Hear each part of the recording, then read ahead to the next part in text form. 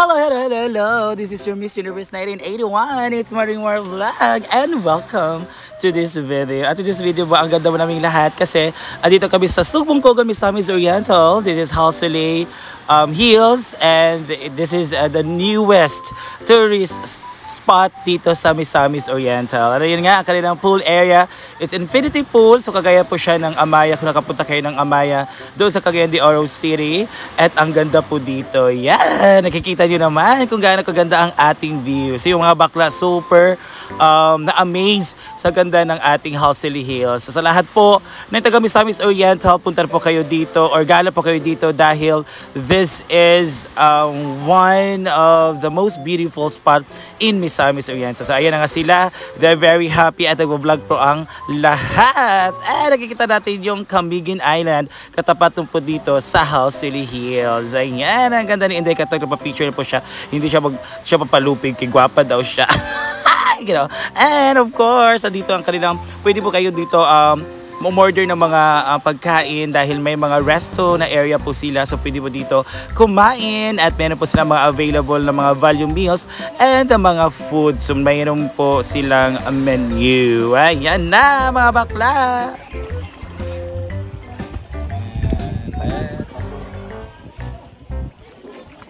Hi! Welcome to Halsey Hills! Located at, ulitin ko lahat. Nandito kami ngayon sa Halsey Hills, located at Sugbong Kogon, Misamis Oriental. Ipapakita po ni Milmar sa vlog na ito kung gaano kaganda ang isang broken hearted. I'm broke but I'm happy. Chala. Chodor gito siya. Nga, enjoy ang mga bakla sa swimming at meron po silang apat na part na pool dito po ay 4 feet at meron silang 3 feet para sa mga bata at meron silang 1 foot. Kakapoy. Nakapagod na yan. So, andito na yan tayo sa pinaka-top na part nila. Dito naman kung saan pwede kayo kumain. Kung wala kayong mga baon, kasi mayaman kayo, gusto kumain ng mga social na food like mga clubhouse. Nakatikim na kami na kanilang mga burger ay mga tinapay dito, tsaka yung mga chicken nila na mga inasal. Habang hinihingal ako guys. Dito, pwede kayong pumunta dyan. Ang ganda ng views dyan sa loob. Hindi natin kasi sobrang daming tao. Daming lang bisita. Ayan, hi! Dito kami nag-video dati. Wait lang, pag tapusin lang. Tapusin lang. Sige. So ayan, dito kami nag-video dati. May slow-mo pa kami dito. Natandaan ko pa dati na ganun yung buhok ko. Nag-chunli tapos tatakbo kami dyan. Yawa nga gugma. Charot lang. Hashtag for the day, yawa nga gugma. Okay, dito kami mamaya na nagpa-vlog pa ako! Dito kami, nakaupo ako dito, tapos dito siya. Wala na siya. Yawa nga gugma. Charot lang. Tapos dito kami, tatakbo kami dito. So, this is the best. Pag pumunta kayo dito dati, ito yung pinaka-view talaga nila na kung saan makikita niyo yung Camiguin Island. Kasi imot-imot kayo dyan. Ganyan. Ganyan, tapos ganan. Kaso kilikili ko kasi maitim. Ganyan. Ang ganda dito talaga guys. Kaya advice ko po sa inyo guys, pag pumunta kayo dito sa Halsey, huwag niyo po isama yung jowa ninyo. Kasi after dito, maghiwalay ka. Feeling ko may sumpa dito sa part na to. Dito ako sumusaga. I love you so much, Gio Santa Ana. Ganun ako dati. Ngayon, yawa nga gugma. Hindi biyahan ako niya. Charot lang. Muna, kaya mag-iipon talaga ako para makahanap ulit ako ng jowa. Maubos pala yung pera. So, ayan na po ang view dito sa Halsey. At after dito, magbibihis na po ako ng swimsuit kasi maliligo na po ako sa pool. Picture-picture muna kami mga disturbo dito. Bye! Sige! Say hi! Hi! Welcome to her vlog! Sige, hi! Si Honey ko din yan. Say hi po!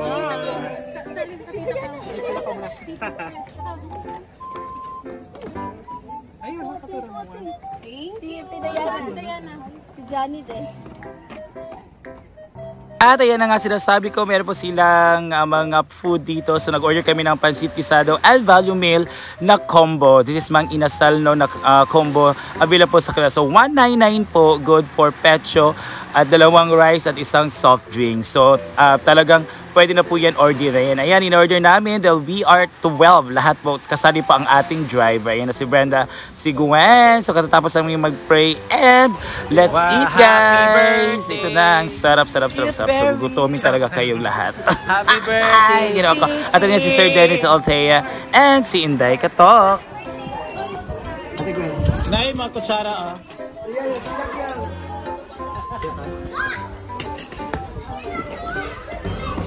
Open cover from childhood. Rico. Rico. In my childhood. In the childhood days. They also gave what? May rice na niya. Itong gusto. May pansit.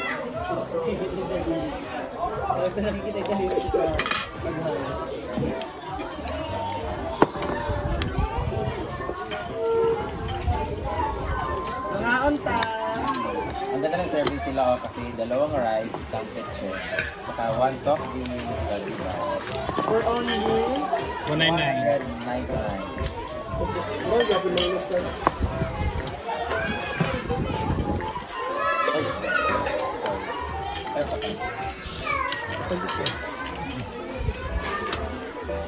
Okay lang yan. Okay.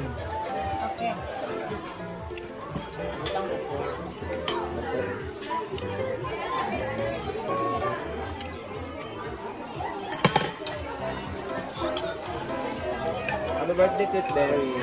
At ayan na nga, after sa ating Housely Hills na escapade, ay pupunta tayo sa ating next destination, ang ating Iluminada Garden Resort. So katapos na maligo, so nakabisa po kami, guys.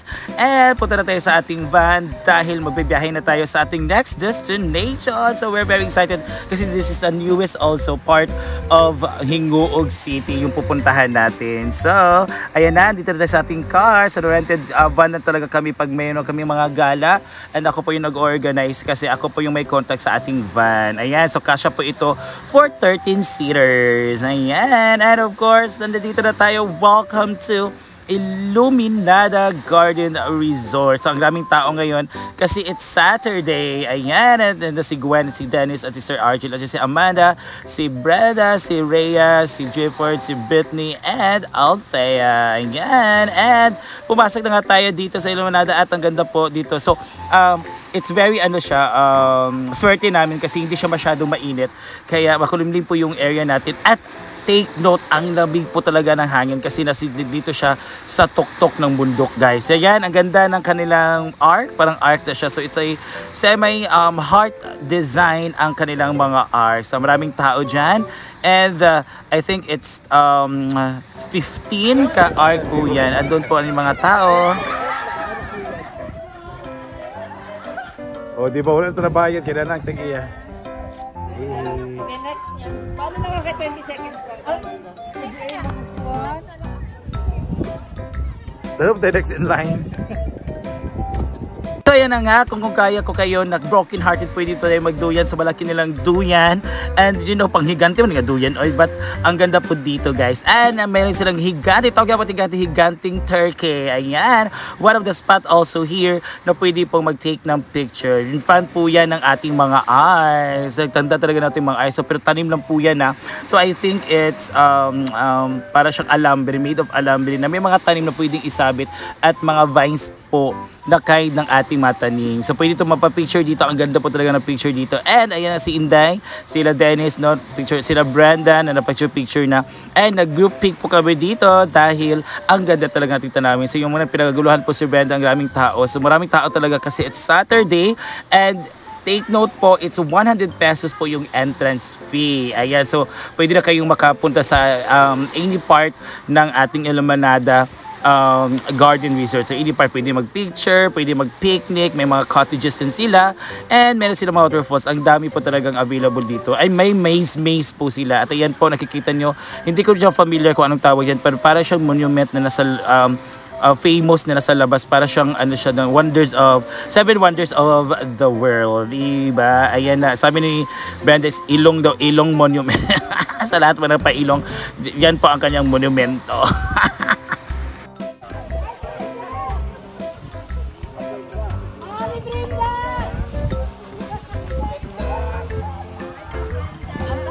Fishing well pala ito dito. Hindi pa tayo dito may ilog.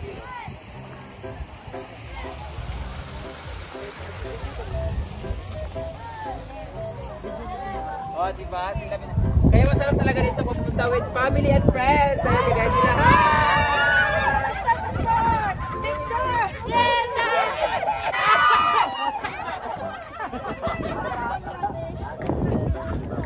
Thank you.